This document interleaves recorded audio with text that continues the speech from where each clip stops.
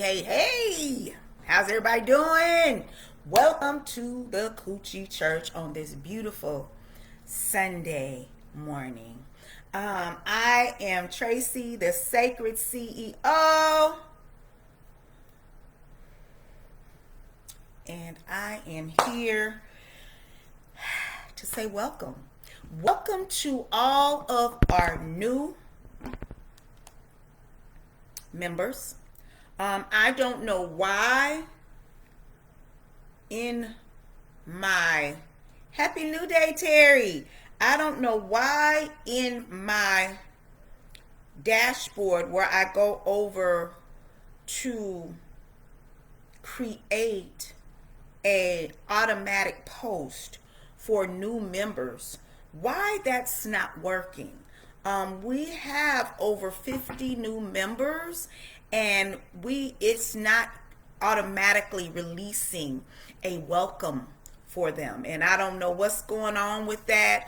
I've went on the background to back office to see why that isn't happening.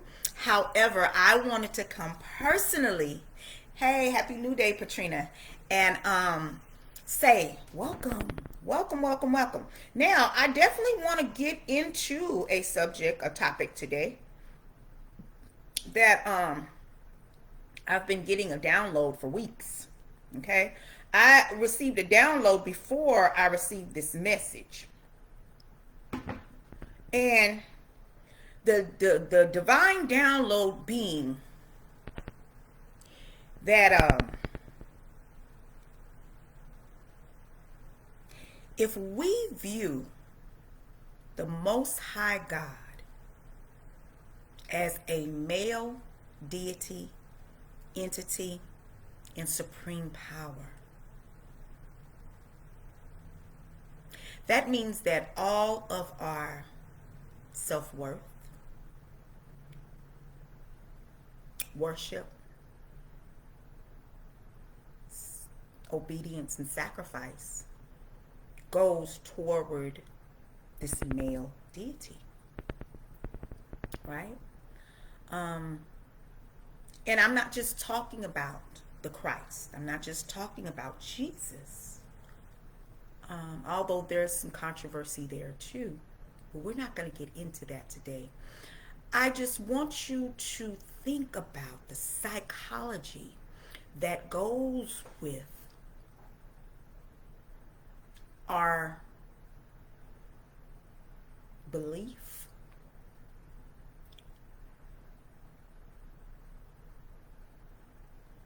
it's even deeper than belief, inherited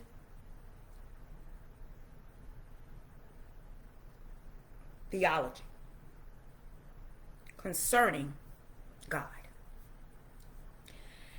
Since the fall of matriarchy, since the stolen legacy of matriarchy, they replaced it with patriarchy. So where once feminine divine presence was reverenced, valued,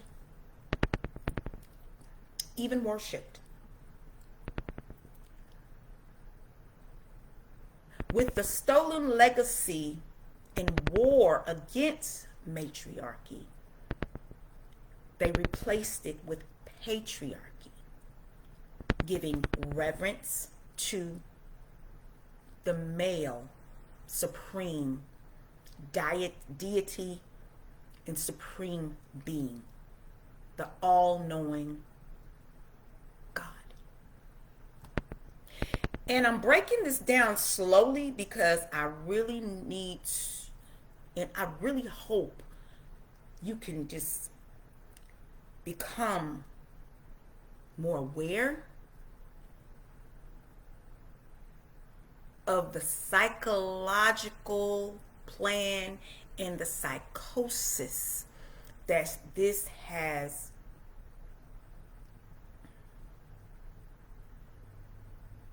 that women have adapted. Okay? What psychosis am I speaking of here? What psychology am I speaking of? God, all supreme knowing, all supreme, the I am, the end all. When you, or when they leave out a feminine principle to this male deity, right?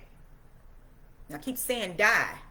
There's a reason that keeps coming up, because I know it's deity. That's what I mean. But spirit keeps having me say deity, as in die. So when we have only ingested, received, been impressed upon a male supreme being, that means all of our love, all of our intentions, all of our efforts, all of our desires become what? Male-centered. So you hear this term called decentering men. When I hear this term about decentering men, I don't take that as any shade or plug against men. I really understand what that entails. That means decentering men means, no, that it doesn't mean that we don't want to be with men, or we don't want, we're supposed to, leave them alone or out them, or, or reject them. That's not what decentering means. I'm taking this decentering as meaning we must clear our minds in our energetic imprint, our emotional, psychological imprint from the psychosis of worshiping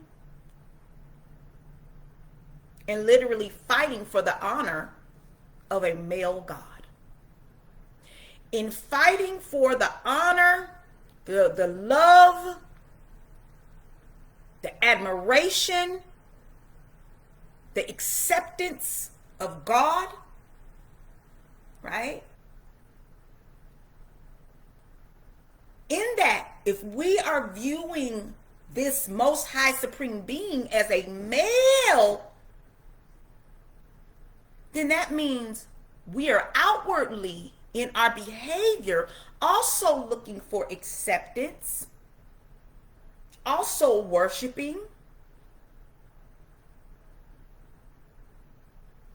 also looking for validation from not only a male God, but males in general.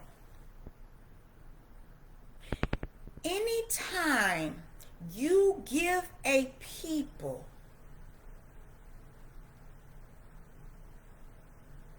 a supreme being, their philosophy, their religion, their theology of a God source, and they begin to believe that, then that's what they were outwardly, that's how their behavior outwardly will manifest itself.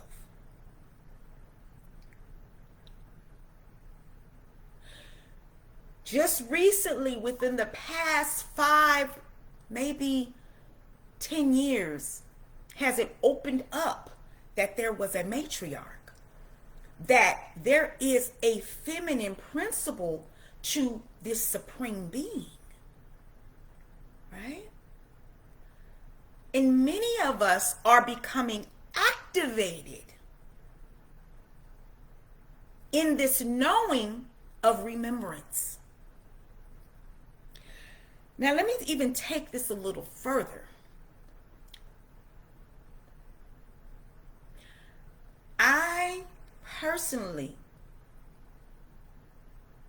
don't view my relationship with the Most High, with the Supreme Being, as male or female.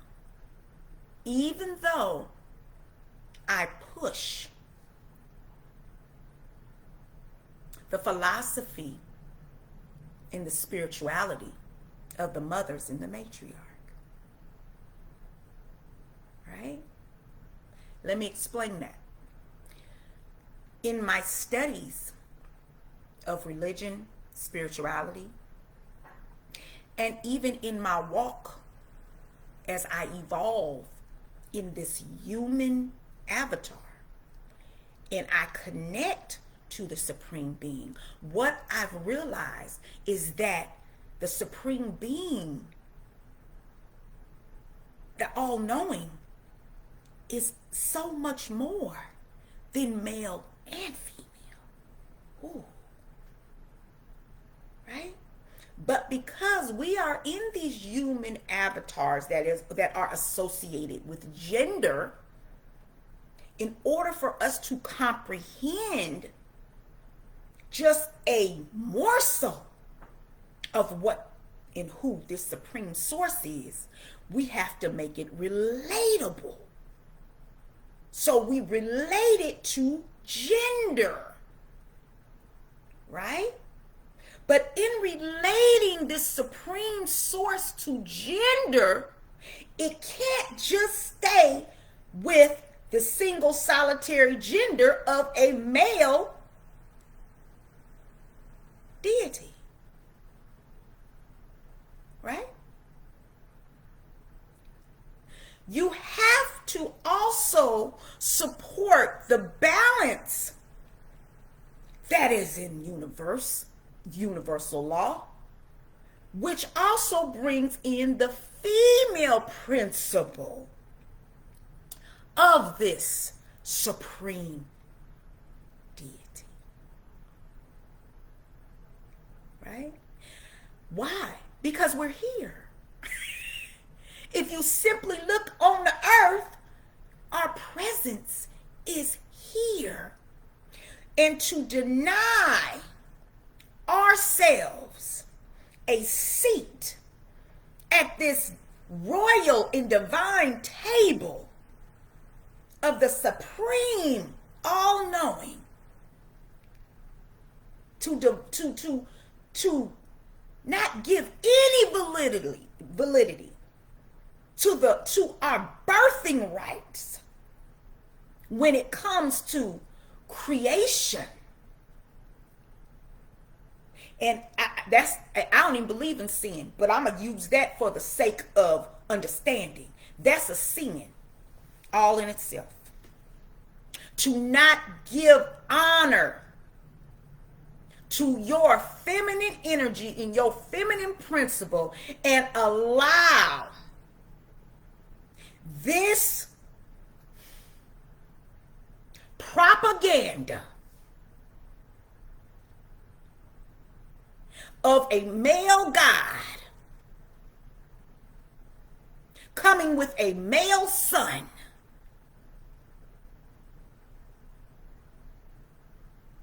and the Holy Spirit be that next line of hierarchy and leaving the mother principle out, and for us to inherit that and internalize that is the all and be all, is really a disservice and a slap in the true and living God's face and our face, and our mothers and our grandmothers and our daughters. How we just gonna leave this out? And it's blasphemy, Alice. Say that. It's blasphemy. So I just wanted to bring that to you and give you that school of thought. Many of us are scared to decenter men. Why are we scared to decenter men? Because we automatically associate that decentering of men with rejecting them. No, it's not rejecting men. It's about accepting and honoring your feminine principle. Honoring the fact that we have birthed all of them. I'm going to take it a little deeper. Women, we come here with girls, the feminine principle comes here to walk this earth with two X chromosomes, right? Two X chromosomes. Men have an X and a Y chromosome. However, for the first 4 to 6 weeks of gestation in our mother's womb, we all are female for 4 to 6 weeks. We all have XX. But in that process of that 6 weeks of gestation, one of those X's, one of those legs on that X fall off and create a Y, which then creates a male human, a male essence, a male principle to walk the earth. Right? So if everyone comes here female and has XX, and then within 6 weeks it falls off into a Y, that means the XX chromosome comes here right in exact. I'm just break this down. This is something to think about, y'all. But yet that XY, when that one little leg falls off, all of a sudden that XX becomes a what? Defect. It's a defect. That's where the change happens. Men are a mutated version of the feminine.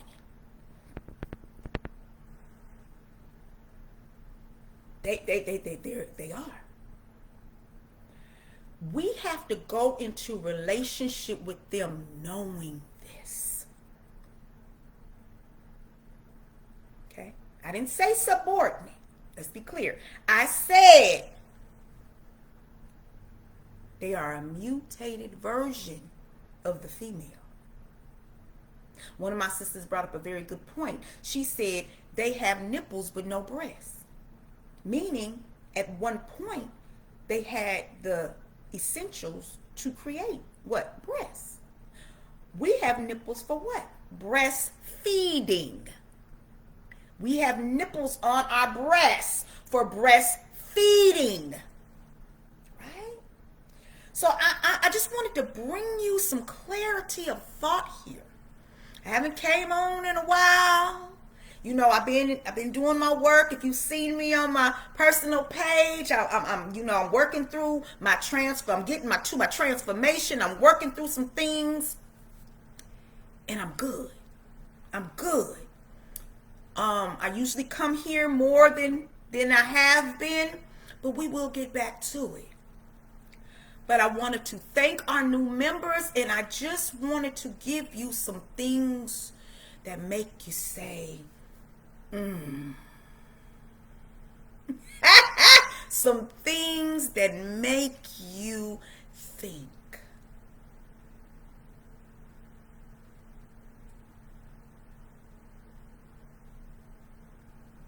It's the same way that during slavery, they gave us their religion of a what? White supreme deity. How many of our great-grandmothers and grandmothers have a picture of white Jesus in their house? Right? I didn't. My grandmother, she's a little Santeria. She had a little catechism going on, and she was doing her thing. But how many of us had grandmas and great-grandmas had a white Jesus picture of white Jesus? It was a picture of white Jesus, Martin Luther King, right? Sometime Robert, what's his name? John F. Kennedy. Baby. Right? So, if this is something that has been inherited, how do we, because it was an inherited psychosis that really did not honor us as melanated people here on the earth, right? Latae say footprints was next to the white Jesus. Yes. Alice said had all three. Yes, I remember those. I remember those. And then don't talk about let's go to church, honey. They had the fan. Martin Luther King on one side, baby. It might be Jesus on the other, but you gonna get that John F. Kennedy too. You gonna be fanning, baby. You gonna see him every time you walk in, right? But it's in the same way that they gave us their religion to enslave us. It's the same thing that has happened with the matriarchy, the downfall of matriarchy. They gave us a patriarchal supreme being to honor, to devote all of our respect and our love to. And in that, that's why we do that in human behavior. And that's why the decentering of men is so important. Does not mean to reject men. It means to get, can I just keep it real with y'all on this Sunday sermon, this Sunday. It means get your mind all the way right to understanding that you as feminine energy have more of a place in the hierarchy of the universal spectrum of creation than he even does. And once we truly understand that and understand that they are our creation, and that we fell in love with our creation and began to worship our creation. And in that we handed over our power and we started to develop in honor behavior that went against ourselves. And that's why we are here now. And we are waking up. And we are honoring the mother. We are beginning to learn about the female deities that exist. Please don't take on the guilt that comes with them wanting to ostracize you because you honor a supreme feminine energy, because that's who you are. You have life and blood in you. Feel your body movements. Breathe in that air. You are here. And you, beloved, beautiful one, should be represented. You, your essence, your ability to birth humanity, your ability to influence everything on this planet. Yes, we have that ability. Everything has been touched by feminine energy. And everything that has been touched by male energy, let's just be clear and let's keep it real, has come with destruction, war, famine. They don't know how to cooperate. They don't know how to work together. They too busy dick slanging.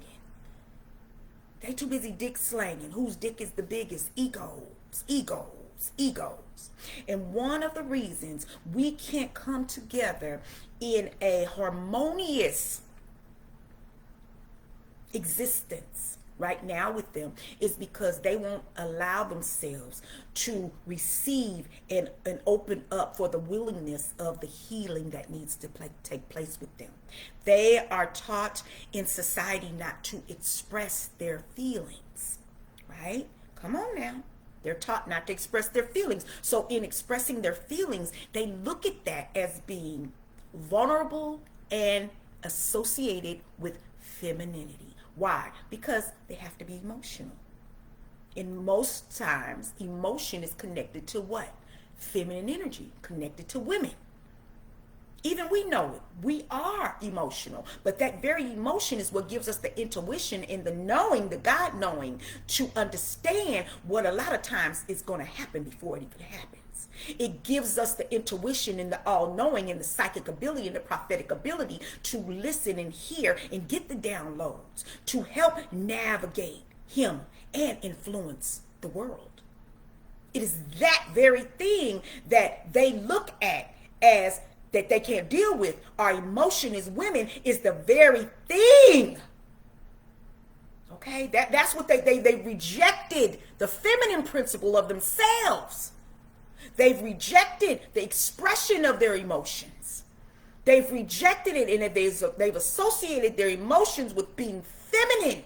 So they've rejected, and in their rejection of their feminine principle, and in their rejection of their expression of emotion, they will not give themselves the honor to heal. Because remember, in healing comes transparency and what? Vulnerability. And if they're looking at it as feminine, that means they are rejecting it. And you cannot heal if you are not transparent and vulnerable.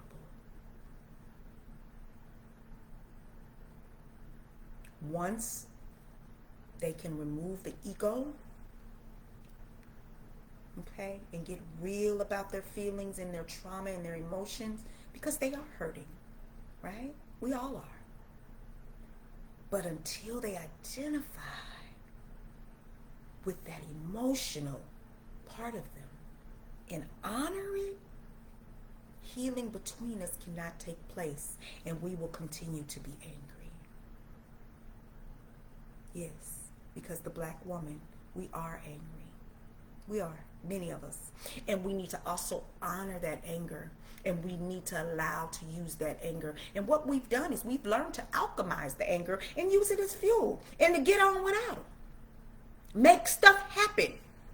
Even to the point we've become masculine in our nature in order to raise the children, go get the, the money, go get, bring in the groceries, go defend. We got to protect and defend our house many times because they slacking and lagging, right?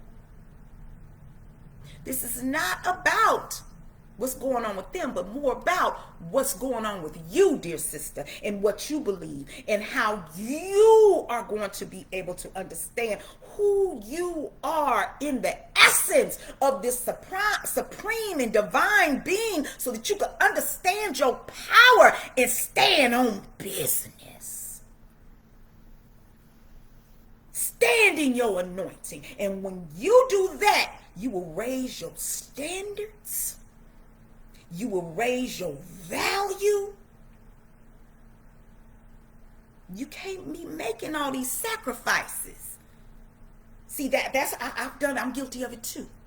I did a video on my main page talking about sacrifices. I don't know if I shared it here. And I talked about how I was self-sacrificing for my relationship. I was self-sacrificing for my marriage. I was self-sacrificing to get the acceptance of my parents. I was self-sacrificing for my children. Now, when we think about it as mothers, we're thinking, well, we do sacrifice for our children to a degree.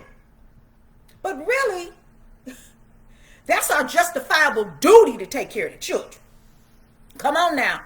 And a lot of times that ain't no sacrifice. That's justifiable duty. That's duty when we have kids. When we have to start parenting, it's like shit. Some shit we got to do. We got to do. Ain't no sacrifice. It got to be done. Right? So I don't even look at with the children as being a sacrifice. That's a part of parenting. When you choose to be a parent, that's them duties, them responsibilities. That's right, Alice. That sacrifice. Wait a minute now. The main thing we have sacrificed in having children is our bodies. We sacrificed our bodies. And even though sometimes me and my mother in the past have had a tumultuous relationship, I honor her for making the ultimate sacrifice for me. Right? In sharing her womb space and allowing me to be transported here through her body, because the body changes. The body changes so much during pregnancy. The chemicals in her body, the emotional state, the mental state, everything. She's not the same person she was before she got pregnant. And I thank her for that sacrifice. Yes, Latae. Willing sacrifice. Right? And sometimes unwilling.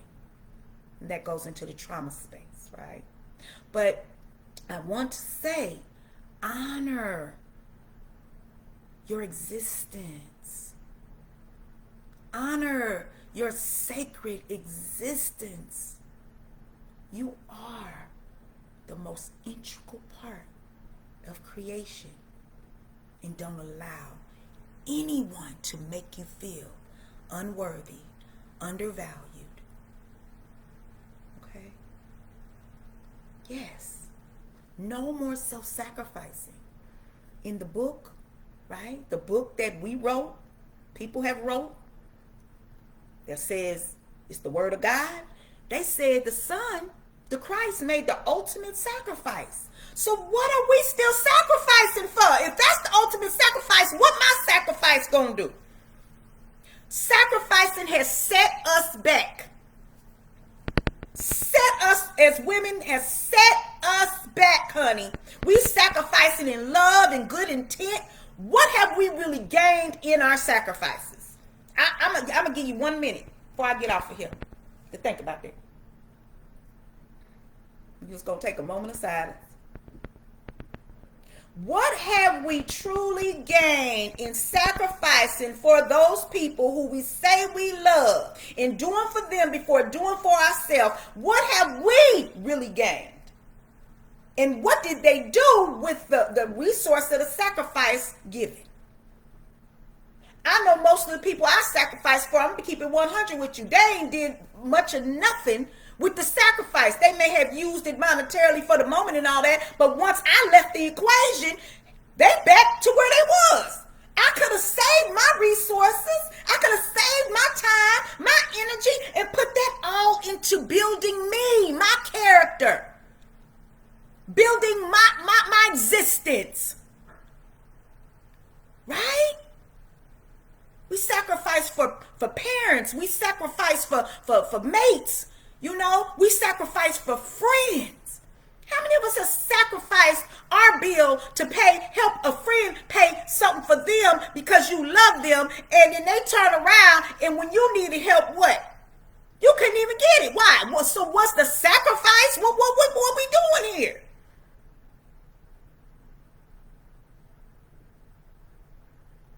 Right? Come on now.